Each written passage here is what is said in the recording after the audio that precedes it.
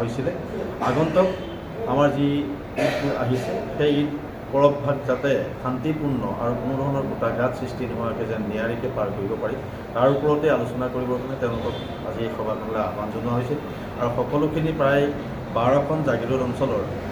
মছজিদ কমিটি লোক ইয়াত উপস্থিত হৈছিল আৰু তেওঁলোকে তেওঁলোকৰ নিজৰ নিজৰ প্ৰেচিডেণ্ট ছেক্ৰেটাৰীসকলৰ নাম ফোন নম্বৰ ইয়াত আমাৰ দাখিল কৰি ৰাখিছে আৰু তেওঁলোকক জনোৱা হৈছে যে ঈদৰ যি নামাজ হ'ব সেই নামাজ যাতে আপোনালোকৰ শান্তিপূৰ্ণভাৱে পাৰ হয় তাৰ কাৰণে আপোনালোকে আগদিনাৰ পৰা এটা চোকা পহৰা ৰাখিব যাতে ঈদগাহসমূহত বা মছজিদৰ আশে পাশে কোনো ধৰণৰ গোটাঘাত সৃষ্টি কৰিবলৈ কোনোৱে সাহস নকৰে বা তেওঁলোকৰ কাৰণে যিখিনি আমি কৰিবলগীয়া যিখিনি আমাৰ প্ৰশাসন পুলিচ প্ৰশাসনে যিখিনি কৰিবলগীয়া সেই কামখিনি কৰিব, কিন্তু তথাপিতো আপোনালোকৰ যিখিনি পহৰা সেই পহৰাৰ ব্যৱস্থাটো থাকিলে অন্ততঃ দুষ্কৃতিকাৰীয়ে যেন কোনো কিবা কৰিবলৈ ইচ্ছা কৰিলেও তাক কৰিবলৈ তেওঁলোকে বাধাপ্ৰাপ্ত হ'ব আৰু তেতিয়া আমাৰ নিয়াৰিকৈ উৎসৱভাগ পাৰ হোৱাত সহায় হ'ব বুলি আজি সকলোকে বুজাই দিয়া হৈছে। আৰু সেই উদ্দেশ্যেৰে আমি আজি এই জাগিৰোড আৰক্ষী থানাৰ যি আমাৰ সভাগৃহ আছিলে সেই সভাগৃহতে গাঁওৰক্ষী বাহিনী, নাগৰিক সমিতি আৰু ঈদ কমিটিৰ বিষয়ববীয়া, মছজিদ কমিটিৰ বিষয়ববীয়া সকলোকে মাতি আমি গাঁওৰক্ষী বাহিনীৰ ভলণ্টিয়াৰ বা বিষয়ববীয়াসকলক লৈ আজি সভাখন আয়োজন কৰিছোঁ আৰু সেইখিনিয়ে তেওঁলোকক আজি বুজাই দিয়া হৈছে। এই ক্ষেত্ৰত বক্তব্য ৰাখিছে আমাৰ জাগিৰোড আৰক্ষী থানাৰ ভাৰপ্ৰাপ্ত বিষয়া ভদ্ৰেশ্বৰ প্ৰেমু ডাঙৰীয়াই। তেখেতে বিশদভাৱে গোটেই ঈদৰ কাৰণে যিখিনি কৰিবলগীয়া সেইখিনি ওপৰত সকলোকে ঈদগাহ কমিটি, মছজিদ কমিটি আৰু আমাৰ যিসকল VDP সকলোকে বুজাই দিছে যাতে আপোনালোকৰ যিখিনি কৰণীয় সেই কৰণীয়খিনি যদি আপোনালোকে নিয়াৰিকৈ কৰে হয়তো শান্তিপূৰ্ণভাৱে আমাৰ জাগিৰোডত ঈদটো পাৰ হ'ব আৰু সেই ঈদ পাৰ হোৱাৰ লগে লগে আমাৰ আৰক্ষী প্ৰশাসনে এটা নিজেই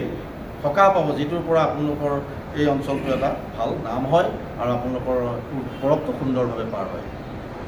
আৰু গৰু চুৰ বা বিভিন্ন সৰু সুৰা ঘটনা হৈ আছিল তাৰ কাৰণেও আমাৰ ভাৰপ্ৰাপ্ত বিষয়া মহোদয়ে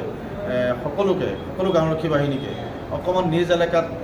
যিসকলৰ গৰু গাই আছে তেওঁলোকৰ সহযোগত গাঁৱৰ সকলোকে সহযোগত লৈ অলপ পহৰাৰ ব্যৱস্থা কৰিব দিছে যাতে এই গৰু চোৰটো আৰু প্ৰসাৰ নহয় আৰু বৃদ্ধি নাপায়। তাৰ কাৰণে তেওঁলোকক এটা আহ্বান জনাইছে যাতে চোকা এটা পহৰা দি গাঁওখন সুৰক্ষিত ৰাখে হৈছিলে। আগন্তুক আমাৰ যি ঈদবোৰ আহিছে সেই ঈদ পৰৱভাগ যাতে শান্তিপূৰ্ণ আৰু কোনো ধৰণৰ গোটাঘাত সৃষ্টি নোহোৱাকৈ যেন নিয়াৰিকৈ পাৰ কৰিব পাৰি তাৰ ওপৰতে আলোচনা কৰিবৰ কাৰণে তেওঁলোকক আজি এই সভাখনলৈ আহ্বান জনোৱা হৈছিল। আৰু সকলোখিনি প্ৰায় 12খন জাগিৰোড অঞ্চলৰ মছজিদ কমিটি লোক ইয়াত উপস্থিত হৈছিল আৰু তেওঁলোকে তেওঁলোকৰ নিজৰ নিজৰ প্ৰেচিডেণ্ট ছেক্ৰেটাৰীসকলৰ নাম ফোন নম্বৰ ইয়াত আমাৰ দাখিল কৰি ৰাখিছে আৰু তেওঁলোকক জনোৱা হৈছে যে ঈদৰ যি নামাজ হ'ব সেই নামাজ যাতে আপোনালোকৰ শান্তিপূৰ্ণভাৱে পাৰ হয় তাৰ কাৰণে আপোনালোকে আগদিনাৰ পৰা এটা চোকা পহৰা ৰাখিব যাতে ঈদগাহসমূহত বা মছজিদৰ আশে পাশে কোনো ধৰণৰ গোটাঘাত সৃষ্টি কৰিবলৈ কোনোৱে সাহস নকৰে বা তেওঁলোকৰ কাৰণে যিখিনি আমি কৰিবলগীয়া যিখিনি আমাৰ প্ৰশাসন পুলিচ প্ৰশাসনে যিখিনি কৰিবলগীয়া সেই কামখিনি কৰিব, কিন্তু তথাপিতো আপোনালোকৰ যিখিনি পহৰা সেই পহৰাৰ ব্যৱস্থাটো থাকিলে অন্ততঃ দুষ্কৃতিকাৰীয়ে যেন কোনো কিবা কৰিবলৈ ইচ্ছা কৰিলেও তাক কৰিবলৈ তেওঁলোকে